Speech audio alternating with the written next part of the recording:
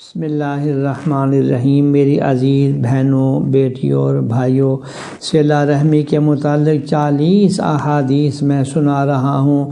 حدیث نمبر 24، رسول اللہ صلی اللہ علیہ وسلم نے ارشاد فرمایا کہ اللہ تعالیٰ نے مخلوق پیدا کی، جب اس سے فراغت ہوئی تو رحم یعنی رشتہ داری نے عرض کیا، یہ اس شخص کی جگہ ہے جو قطع رحم سے تیری پناہ مانگے۔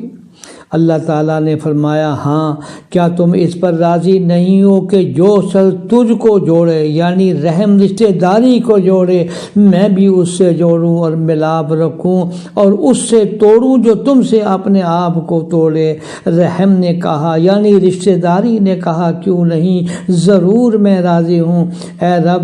اللہ تعالیٰ نے فرمایا، بس یہ تیرے لیے ہے، یعنی تجھ کو دیا۔ رسول اللہ صلی اللہ علیہ وسلم نے فرمایا، اگر تم چاہو تو اس کی تصدیق میں یہ آیت بھی پڑھ لو، اعوذ باللہ من الشیطان الرجیم، فہل عصیتم ان تولیتم ان تفسدوا فی الارض وتقطعوا ارحامکم۔ یہ سورہ محمد ہے، اس کا ترجمہ یہ ہے، پھر تم سے یہ بھی توقع ہے کہ اگر تم کو حکومت مل جائے تو خرابی ڈالو ملک میں اور قطع کرو اپنی رشتہ داریوں کو۔ یہ صحیح بخاری کی روایت ہے۔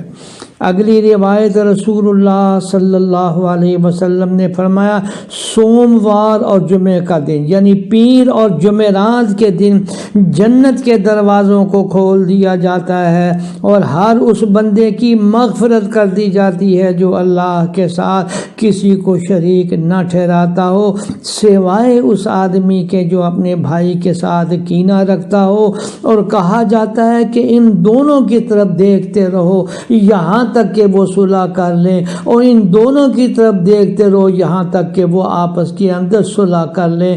حق جل شانہ نے آپس میں صلح کرنے والوں کی کس قدر فضیلت بیان فرمائی ہے۔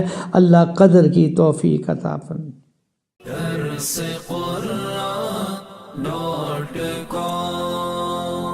www.darsequran.com